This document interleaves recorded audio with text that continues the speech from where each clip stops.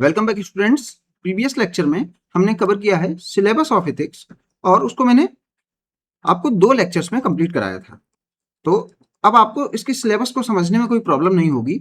आज हम इसका पहला क्वेश्चन देखेंगे। वो क्या है? Need of ethics in civil services. Civil services में एथिक्स की जरूरत ही क्यों? ऑल्दो मैं सिलेबस क्योंकि डिस्कस कर चुका हूं आपके साथ, अब आप इसको पब्लिक सर्विस के पर्सपेक्टिव से मुझे बता सकते हैं, क्योंकि सर ये पब्लिक सर्विस है, यहाँ पर ह्यूमन को ह्यूमन समझा जाता है, इसलिए इसकी जरूरत है हमें।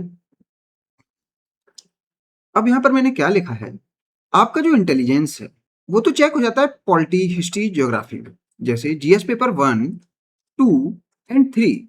इन सभी सब्जेक्ट्स में यूपीएससी चेक कर लेता है कि आप इंफॉर्मेशन को कितना रिटेन कर पाते हैं और उसका कितना यूज कर पाते हैं। दोनों चीजें यूपीएससी चेक कर लेता है। लेकिन जीएस पेपर 4 की बात आती है तो वहां पर आपके इंफॉर्मेशन को रिटेन और यूज करने की जो पोटेंसी है, कैपेबिलिटी है, वो चेक नहीं की जाती।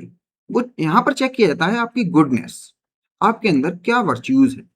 तो यहाँ पर मैंने लिखा है are you a good person. अगर मैं आपसे ये क्वेश्चन करूं are you a good person, तो आप इसके आंसर में मुझे क्या बताएंगे?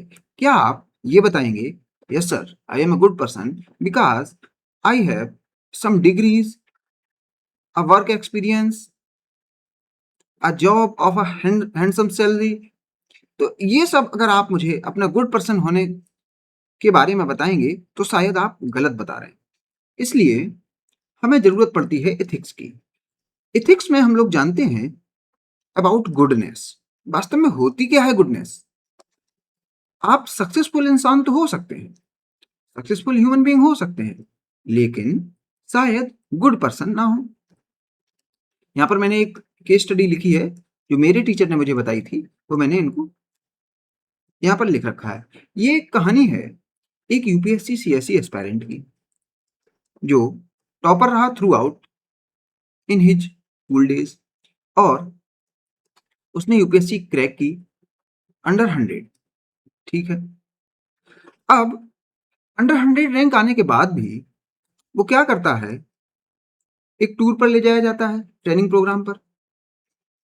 उसके और भी साथी उसके साथ जाते हैं, और उसमें उसने एक मॉल में, क्योंकि एक मॉल विजिट कराया जाता है, तो उस मॉल में वो जाकर कुछ चोरी कर लेता है।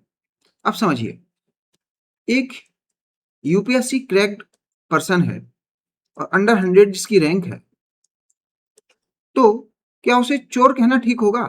लेकिन वो तो चोर था। इससे पता लगता है कि वो सक्सेसफुल तो हो सकता है, लेकिन मेन वो अनएथिकल था। तो अगर उसकी गुडनेस के बारे में पूछें तो वो क्या बताएगा अपनी गुडनेस? क्या वो बताएगा कि sir I am a selected candidate, I got this rank and I am working in this department? ये उसकी गुडनेस के बारे में नहीं है, ये तो उसकी जॉब प्रोफाइल है और कुछ भी नहीं। तो हमें ये गुडनेस के बारे में पता करना है इस सब्जेक्ट में। तो यहां पर लिखा है so this paper is about you. ये आपकी पर्सनालिटी के बारे में है, अबाउट योर गुडनेस, आप में क्या अच्छा है, अबाउट योर करेक्टर। और उस गुडनेस को क्या आप डे टू डे बेसिस पर प्रैक्टिस करते हैं? वो गुडनेस क्या आपकी हैबिट में है? तो करेक्टर के बारे में लिखिए, आप यहीं पे लिख लीजिए वैल्यू को आप हैबिट में बनाइए, डे टू डे बेसिस पर प्रैक्टिस करिए, तो आपके करेक्टर में आ जाते हैं, वैसा ही आपका करेक्टर बन जाता है। तो आप गुड वैल्यू जब हैबिट में लाएंगे तो आपका वैसा ही करेक्टर बनेगा, वैसे ही आपकी आइडेंटिटी बनेगी, और करेक्टर के बाद ही आपकी आइडेंटिटी है। जैसे हम कहते हैं वो तो बहुत ईमानदार व्यक्ति है, तो ये क्या है, उनकी आइडेंटिटी है और उनके करेक्टर को दिखा रही है। In all other subjects of UPSC CSE we generally learn about outside of our selves. देखो, जीएस पेपर 1, 2, 3, इन सभी में हम सोसाइटी के बारे में ज्यादा जानते हैं, कल्चर के बारे में ज्यादा समझते हैं, ज्योग्राफी के बारे में ज्यादा समझते हैं, मीन्स अपने से बाहर ज्यादा समझते हैं। लेकिन जीएस पेपर 4 में हम जस्ट अपने अंदर ज्यादा समझते हैं, अपने अंदर झांकने का कोशिश करते हैं, और इसको एक अच्छा टर्म दिया गया है इनसाइड को, कंसाइंस, अंतरात्मा की आवाज को पहचानने की कोशिश करते हैं। क्या कह रही है कंसाइंस? इसको कहते हैं अंतरात्मा की आवाज। तो इसको जानने की कहानी है GS paper 4। We will learn about inside our self. मैंने यहां पर लिख दिया, UPSC wants to see what is inside you. तो ये आपके अंदर जाना चाहता है। वॉइस ऑफ योर कंसाइंस, आपके आत्मा की आवाज क्या कह रही है। जब कुछ गलत हो रहा है तो क्या आप अपनी वर्च्यूज को, अपनी वैल्यूज को दिखा पाते हैं, शो कर पाते हैं।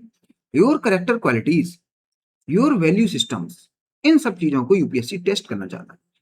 और ये वैल्यू आप क्योंकि सर्विस में लेके जाएंगे, जैसे मान लिया आप गुड वैल्यूज लेके जाएंगे तो सर्विस को आप वैसा बनाएंगे। अगर वैल्यूज आप खराब लेके जाएंगे तो सर्विस को भी उतना ही खराब कर देंगे। इसलिए यूपीएससी फिल्टर करना चाहता है ऐसे स्टूडेंट्स को जिनकी वैल्यूज सही नहीं है, जो अनएथिकल है, जो बैड वैल्यूज लेके सर्विस में जाना चाहते हैं। Success is not the guarantee of you being a good person. तो देखिए, दो की टर्म है यहाँ पर। एक तो सक्सेस है, तो सक्सेस का मतलब ये नहीं आप एक अच्छे इंसान हैं, जो हमने केस स्टडी में देख लिया है। Hence it is rightly said bye Rabindranath Tagore that education without good character is body without head. तो आप डिग्रियां कितनी भी अपने पास ले लीजिए और करेक्टर अच्छा नहीं है तो वो सिमिलर है बॉडी विदाउट हेड। तो ऐसी बॉडी का आप करेंगे क्या जिसमें हेड ही ना हो। ऐसी एजुकेशन का करेंगे क्या जिसमें करेक्टर ही ना हो। This paper is about you, your values, your sense of right and wrong. Examiner जानना चाहता है कि आप क्या जानते हैं सही और गलत के बारे में। जैसे मैंने आपको बताया, एथिकल रिलेटिविज्म, इसके लिए एक की टर्म यूज होता है एथिकल रिलेटिविज्म, जिसमें कहा जाता है आपका sense of right and wrong different हो सकता है than anyone else in the world. तो राइट और रॉन्ग का जो परसेप्शन है वो सबका डिफरेंट है, और ये ही चेक करना चाहता है एग्जामिनर आपका। एग्जामिनर और क्या जानना चाहता है, आपके इमोशंस के बारे में जानना चाहता है। क्या आप अपने इमोशंस को पहचान पाते हैं। आपके एटीट्यूड के बारे में जानना चाहता है, मीन्स माइंडसेट। आपका माइंडसेट क्या है for a common human being, for a normal person. तो ये एटीट्यूड जानना चाहता है। तो ये वो कहाँ जान लेगा, जब वो सेक्शन बी में केस स्टडी आपसे सॉल्व कराएगा तो आप अपने करेक्टर को वहां पर रिफ्लेक्ट करा देंगे। आप जो सॉल्यूशन देंगे उससे आपका करेक्टर रिफ्लेक्ट हो जाएगा। अब देखिए, तो क्या ये जो क्वेश्चन पेपर है 250 मार्क्स का, क्या ये हमें अच्छा बनाने के लिए है। तो शायद इतने कम टाइम पीरियड में, 1 या 2 महीने में आप ये सिलेबस खत्म करेंगे, जितने भी लेक्चर्स हैं, इस पीरियड में आपको अच्छा बनाना शायद मेरे लिए भी पॉसिबल ना हो। लेकिन दिस पेपर मे और may not make us good person, but this subject will surely help examiners to find about your value system। तो शायद ये हमें सही ना बनाए, लेकिन हम एग्जामिनर के पर्सपेक्टिव से देखेंगे तो उसके लिए ये सब्जेक्ट बहुत फायदेमंद है, क्योंकि वो बता पाएगा यूपीएससी को कि इस एस्पायरेंट को लिया जाए और इसको फिल्टर आउट कर दिया जाए। तो यहां पर मैंने लिखा है, sense of right and wrong is very subjective. Example gratia, which form of marriage, love और अरेंज इज बेस्ट। अगर कुछ पूछ लिया जाए आपसे, इन दोनों में बेस्ट क्या है, तो हर एक एस्पायरेंट, हर एक स्टूडेंट डिफरेंट आंसर देगा। किसी के लिए लव मैरिज अच्छा होगा, किसी के लिए अरेंज अच्छा होगा। तो एग्जामिनर क्या चाहता है, in response of this above question everyone has different opinion and different sense of right and wrong. तो हर एक स्टूडेंट का जो राइट एंड रॉन्ग का सेंस है उसको समझना चाहता है कौन, एग्जामिनर। और वो कुछ उससे जज करेगा और वो आपको मार्क्स देगा, और उन मार्क्स के बेसिस पर आप यूपीएससी सीएससी क्वालिफाई करेंगे और एक सर्विस ज्वाइन करेंगे। उस सर्विस में आप अपनी जो वैल्यूज हैं उनको भी लेके जाएंगे, और वो वैल्यूज ही रिफ्लेक्ट होंगी किसमें, गवर्नेंस में। गवर्नेंस, ये कहानी है जीएस पेपर 4 की, या इसका प्रैक्टिकल रिलेवेंस क्या है with respect to the examiner as well as student. तो मिलते हैं नेक्स्ट लेक्चर में और शुरुआत करेंगे अपनी जर्नी और जानेंगे क्या होता है difference between ethics, morality and custom. क्या ये डिफरेंट है या सिमिलर है। Thank you.